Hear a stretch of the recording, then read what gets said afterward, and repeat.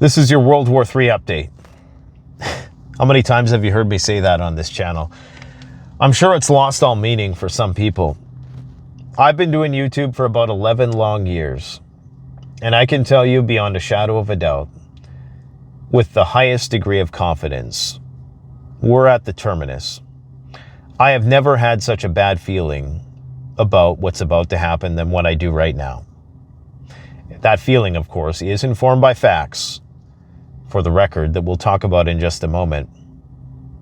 Never before have we seen such a confluence of incendiary factors, geopolitical, economic, military, than we're seeing right now.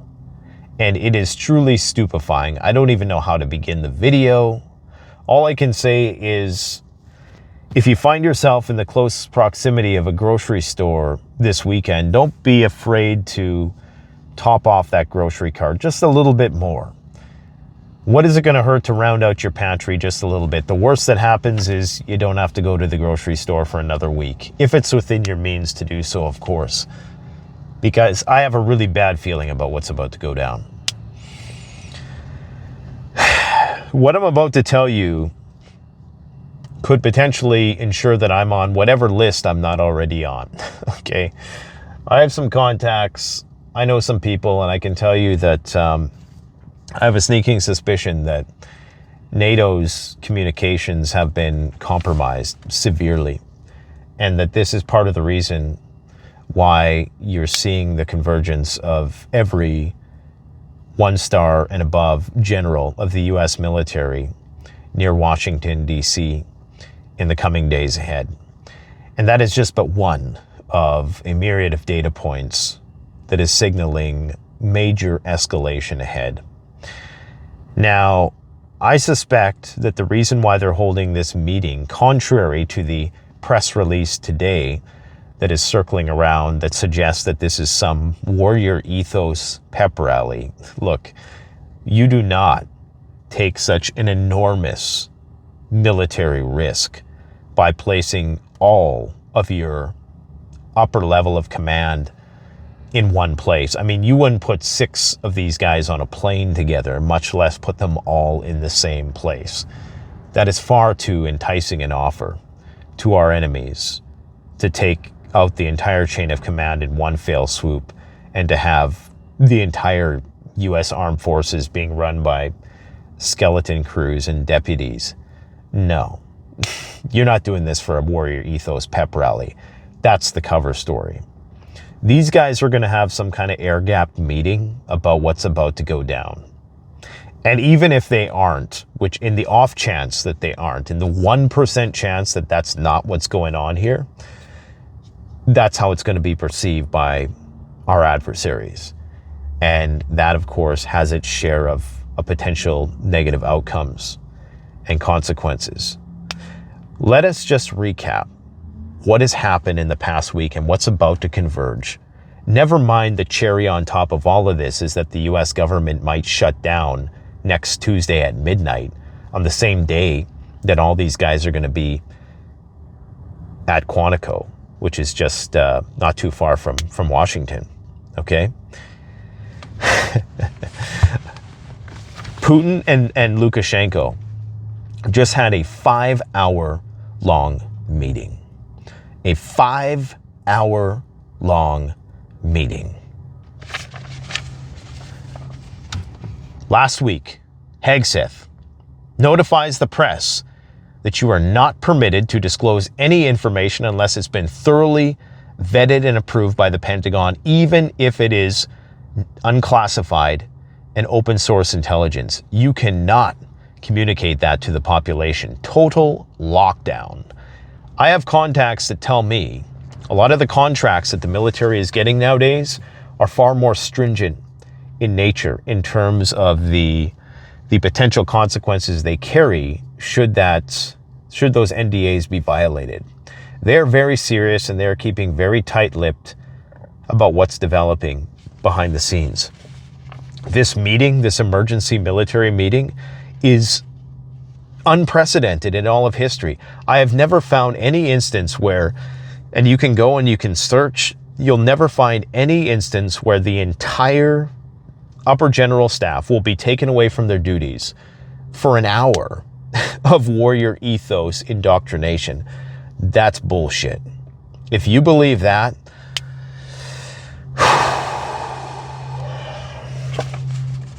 Russia in the past week, allegedly, has flown drones in and around the following countries: Moldova, Poland, Romania, Estonia, Sweden, France, Germany, Norway, and Denmark, to name a few. They've also tracked German satellites with Russian satellites, and we know that Russia has the ability to neutralize other satellites with satellites. There was a massive nuclear exercise. There was the warning from Vladimir Putin that New START was going to be expired, and unfortunately his calls for postponing its expiration were not well received by Washington. This, of course, was a veiled threat. The unveiled threat came in the form of Dmitry Medvedev threatening nuclear war with the United States.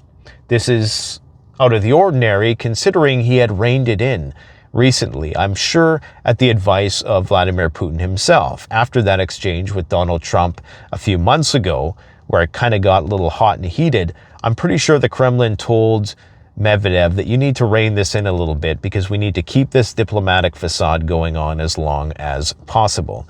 Well, that facade has all but eroded into the dust. You have the United States talking about delivering Tomahawk missiles into Ukraine. Now, they've yet to approve it. They're claiming that they're approving everything but that until this point, but it has now fully entered the discourse and is on its way to becoming a reality. You have Orezhnik missiles now confirmed to be in position in Belarus. You have a statement by Sergei Lavrov, which indicated that the Russians now view NATO and the United States having declared war on Russia. You have South Korea opening fire on a vessel, a North Korean vessel, who fortunately did not return fire. I'm not sure if they lack the means to do so. Venezuela is currently on a full state of alert, anticipating a military invasion by the United States. We have gold and other precious metals exploding in price in an unrelenting march to record territory never before seen, and not a word about it in the media. It's the eeriest thing. I mean, I'm looking at silver today. How much is silver up today? It was up 4% at one point. It's now up about 3%. It looks like it's going to close around 3% up on the day. Okay, this is just unreal. Snapback sanctions have gone through. So now Iran will be disincentivized to cooperate on nuclear deconfliction. We have unusual amounts of aerial refueling aircraft in and around Europe, far above the usual 4 to 6. We have 11 NATO aerial refueling aircraft. We have all of the air defense identification zone incursions, unusual ISR activity. I mean, the list goes on and on. The Pentagon gag order to the press just a week ago. And now you have the Russians claiming that because the Moldova elections, which is likely where the next flashpoint is going to be, where they attempt to take over Transnistria, you have the Pentagon, or the Kremlin claiming, Maria Zakharova claiming that the Ukrainians are planning to fly drones into Romania and Poland and stage a false flag. Now, could that be a cover story? Are the Russians actually going to do that? And then they're going to try to have that plausible deniability by blaming the Ukrainians? It's possible. Who knows? Anything is possible. But again, what I'm really concerned about is the fact that NATO is going to the extent of risking losing their entire upper chain of command, because all it would take was one missile at that point, and you would basically decapitate the US military. I mean, it would be the mother of all decapitations. It would be one of the rarest instances in the history of mankind. You never had that during the Cold War. You wouldn't have had that in the Cold War because it would have been stupid, right? So is this just bait?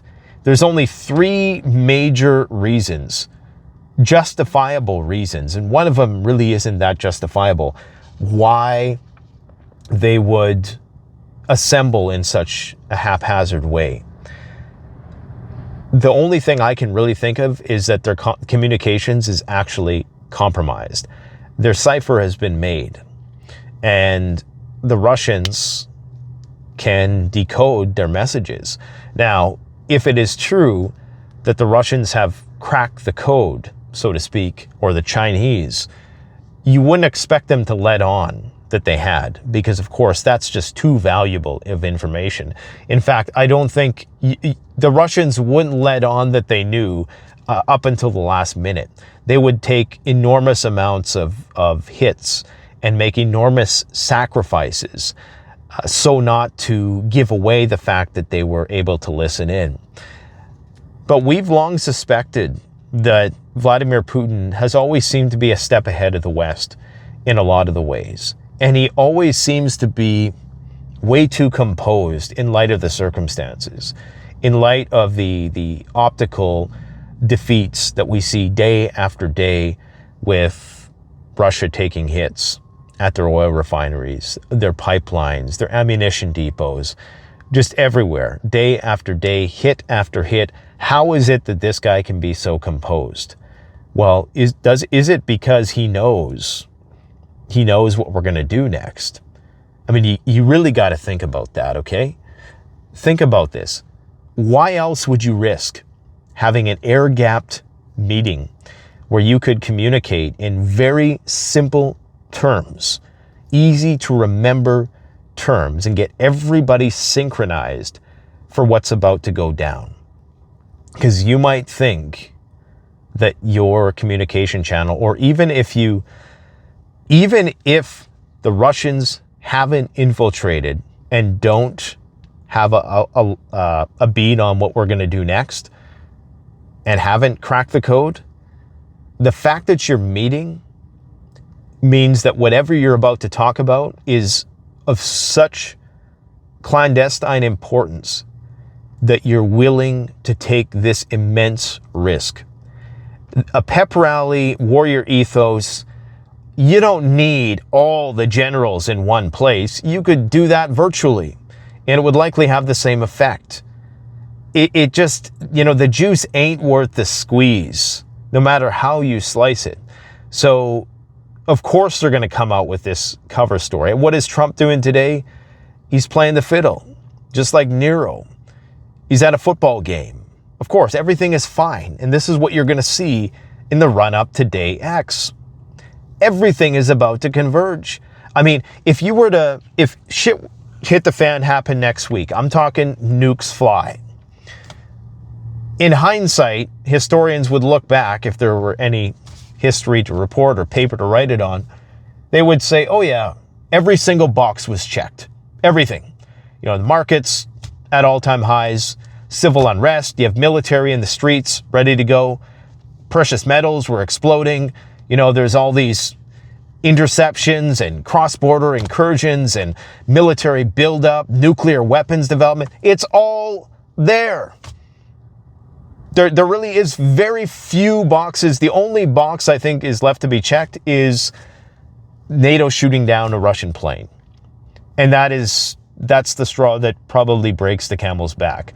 You got this stuff going on with Iran, with the sanctions, leaving the non-proliferation treaty, the hatred for Israel that is ramping up, the North Korean stuff, the stuff that's going on in Northern Africa. You have the stuff that's going on in Venezuela. And it is just a incendiary powder keg that just needs a spark. That's it. And the whole thing blows. Just like that. Yesterday there was a blackout in Times Square. And it just happened just like that. Now, fortunately, I don't think there was a lot of violence. I'm sure some people were up to no good. But it just is a reminder of how quickly things can happen and how quickly things can fall apart. And once that entropy train starts, I don't think it's gonna stop very easily. So, yeah. Anyways, the three main reasons, getting back to the reasons for why they might be holding this meeting. Communications compromise, that's my number one. The next thing could be bait. This could be a way that the West is trying to signal or posture. Again, I still don't think it's worth it just to signal to Putin or to China. That wouldn't make any sense. But as bait, that might make sense. And if they're actually not going there and this is just a bait tactic and, it's all going to be, maybe it's only a few of them that are actually going and not the 800 that are expected. Well, maybe in that case, maybe it is bait. Maybe they're trying to goad the Russians and the Chinese to making a move that then they can use as justification for a full-scale war against the East. The whole firing of officers and the strategic revision, that would not require an in-person meeting, guys. That Hegseth is like, I want to look them in the eyes. I want to see the whites of their eyes. Yeah, I don't think so. That just doesn't. I mean, I realize these guys do a lot of things. They're all about optics, changing the name of this body of water and erecting this statue and giving this Medal of Honor. A lot of it is just to trigger civil unrest. I realize they're about that, but this is a bridge too far, in my personal opinion. And I don't think any military advisor, as dumb as they might be at this point in time, I don't think anybody could justify the situation that we're about to see. It just wouldn't make any sense. Now, you could say that it's a sign of confidence in your indomitability, but even that seems like a bridge too far for these guys. So I suspect that some part of the software supply chain is compromised. And what they want to do is they want to ensure that the message that gets across about how to respond to whatever sort of upcoming crisis, continuity of government related or otherwise, that message is clear and direct and that everybody is fully harmonized in whatever procedures they're going to execute when day X arrives. There can't be any ambiguity about deconfliction, about, escalation ladders and all of these things. So, yeah, everything just seems to be going down. I mean, there isn't one, what else is there to say? I mean, we're here. This is it. Like, we're here. And the more prepared I get, as much as I'm confident in my ability to survive, there's just a foreboding dread about having to deal with all the people who aren't prepared. I'm going to try to help as many people as I can, but not to my own detriment, that's for sure. Just make sure you have a plan for those people who you're going to want to have in your corner. If you're already squared away, it's time to start prepping for others because you're going to need them. You really are. This whole lone wolf thing, it's not going to work. It's not going to work. You're going to die. So make sure you get right with your family. If you have problems with your immediate family, we all got family feuds, internal feuds. I suggest you try to reconcile those issues because you're going to need those people, and that's really the only people you can trust. Those with affinal ties. Truly trust. You can trust your friends to a degree, but if you have any gripes with your family, I would encourage you to try to reconcile those issues as soon as possible and make some provisions for them because you're going to need them when it goes down. Let's hope this blows over. I can't see it doing that, to be brutally honest. I think what's going to happen in Moldova on Sunday with the elections could potentially be a flashpoint. With Transnistria, the exclave, I think they're going to make a move. I think they're now fully confident that the United States will back them up in that. And yeah, we're going to see this war spill over either into Kaliningrad, the Baltics, the Black Sea, Transnistria, Moldova. It's going to happen. And this is why they're meeting. So, wow. It's so surreal, isn't it? To watch it unfold. Okay, so I got to go and do a video for the Canadian Prepper channel because the show must go on. But like I say, if you find yourself near a grocery store, you know, sure you got to carry a few extra bags into the house. It'll be worth it if the worst of the worst happens. Let's hope it doesn't. Thanks for watching, my friends. Take care.